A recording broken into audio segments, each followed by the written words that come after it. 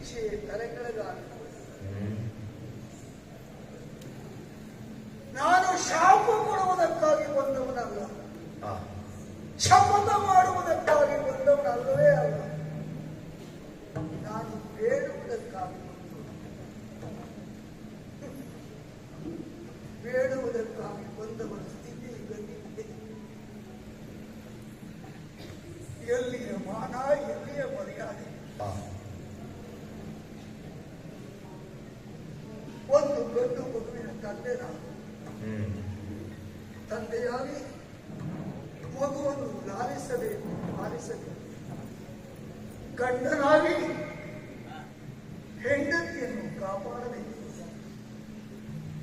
ಆ ಎರಡು ವಿಷಯದಲ್ಲಿ ಸೋತು ಸುಟ್ಟವಾಗಿ ಹೋದೆ. ಆವಾಗ ನೆನಪಾಯಿತು ನನ್ನ ಗ್ರಹಚಾರ. ಇವನು ನೆನಪಾಯಿತು. ಬಂದ್ರೆ ಕೊಡುವುದು ಬಿಡು, ನನ್ನನ್ನೇ ಕಡೆಗಣಿಸಿ ಮುಗಿಸಿಬಿಟ್ಟ. ಜೀವಂತ ನನ್ನ ಮುಂದೆ ಬಿಟ್ಟ. ಒಂದು ಬಂಧವನ್ನ ಮಾಡಿ ಶಪಥವನ್ನ ಬೈದು ಬರ್ತಾ ಇದ್ದೇನೆ. ತುತ್ತಿನ ಚೀಲವನ್ನು ತುಂಬಿಸಿಕೊಳ್ಳುವುದಕ್ಕಾಗಿ ಬೇಕಾಗಿ ನಡೆದ ದುರ್ಘಟನೆ. ತುತ್ತಿನ ಚೀಲಕ್ಕೆ ಚಿಂತೆಯೇ ಅಲ್ಲ. ಅದರ ಬಿಟ್ಟು ಬೇರೆ ದಾರಿ ಇಲ್ಲ. ಚಿಂತೆಯಲ್ಲಿ ನುಂಗುತ್ತಾ ತುತ್ತಿನ ಚೀಲವನ್ನು ತುಂಬಿಕೊಳ್ಳುವುದೇ ನಮ್ಮ ಪಾಲಿನ ದುರ್ವಿಧಿ.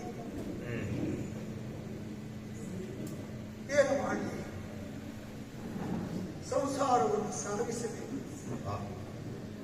ಜೊತೆಗೆ ಮಾಡಿದ ಪಂಥವನ್ನು ಮರೆಯುವಂತಿಲ್ಲ.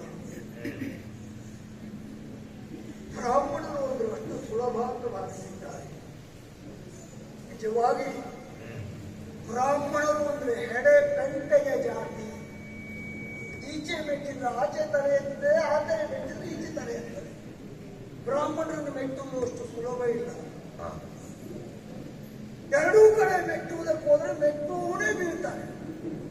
ಬ್ರಾಹ್ಮಣರಿಗೆ ಏನು ಆಗ್ತದೆ, ಬ್ರಾಹ್ಮಣ ಏನು ಎನ್ನುವುದನ್ನು ಅವರಿಗೆ ತೋರಿಸಲೇಬೇಕು. ದುಷ್ಟ ಕ್ಷತ್ರಿಯರು ತಲೆ ಎತ್ತಿದಾಗ ಒಂದು ಕಾಲದಲ್ಲಿ ಬ್ರಾಹ್ಮಣವೇ ಕ್ಷತ್ರಿಯ ವಿಗ್ರಹವನ್ನ ಮಾಡಿ ಪೂರೈಸಿದ್ರು. ಅಂತಹ ಕಾಲವೇ ಮತ್ತೆ ಬಂತೋ ಹೇಗೆ? ಇತಿಹಾಸವೇ ಪುನರಾವರ್ತನೆ ಆಗ್ತದೆ ಎನ್ನುವಂತಹ ಮಾತು ಸತ್ಯವಾಗುತ್ತೋ ಹೇಗೆ? ಇಷ್ಟು ದೌಷ್ಟ್ಯವೇ, ಇಷ್ಟು ದರ್ಪವೇ ಬ್ರಾಹ್ಮಣ ಏನು ಅನ್ನುವುದನ್ನು ನಾನು ತೋರಿಸಲೇಬೇಕು. ನಮ್ಮ ಗುರುಗಳಾದಂಥ ಪರಮಾಚಾರ್ಯರಾದಂಥ ಪರಶುರಾಮರಲ್ಲಿ ಒಂದು ಸಂದರ್ಭದಲ್ಲಿ ಬೇಡುವುದಕ್ಕಾಗಿ ಎಲ್ಲವನ್ನು ದಾನವಾಗಿ ಕೊಟ್ಟು ಮುಗಿಯಬೇಕು. ಈಗ ನನ್ನಲ್ಲಿರುವುದು ನನ್ನ ದೇಹ, ಧನುರ್ವಿದ್ಯೆ. ಈ ಎರಡರಲ್ಲಿ ಯಾವುದು ಬೇಕು ಅದನ್ನು ಆಯ್ಕೆ ಮಾಡಿಕೊಳ್ಳುವ ಸ್ವಾತಂತ್ರ್ಯವನ್ನು ಆವಾಗ ಧನುರ್ವಿದ್ಯೆ ಬೇಕು ಅಂತ ಹೇಳಿ ಅನುಗ್ರಹಿಸಿದರು. ಹಾಗಾಗಿಯೇ ವಿದ್ಯಾ ಪಾರಂಗತರಾಗಿ ಹೆಚ್ಚಿನ ಸ್ಥಾನಮಾನವನ್ನು ಹೊಂದುವುದಕ್ಕೆ ಸಾಧ್ಯ.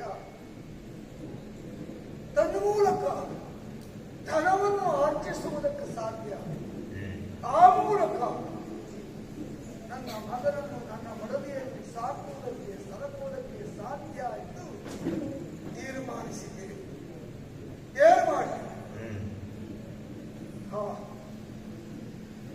ಸರಿ, ಒಂದು ಅವಕಾಶ ಇದೆ. ಪ್ರಯೋಜನ ಎಷ್ಟು ಅಂತ ನನಗೂ ಗೊತ್ತಿಲ್ಲ. ಇಷ್ಟೇ ಆದರೂ ಆದರೂ ನನ್ನ ನಿರೀಕ್ಷೆಯಂತೆ ಹಸ್ತಿನಾವತಿಯನ್ನು ಧಾವಿಸ್ತೇವೆ.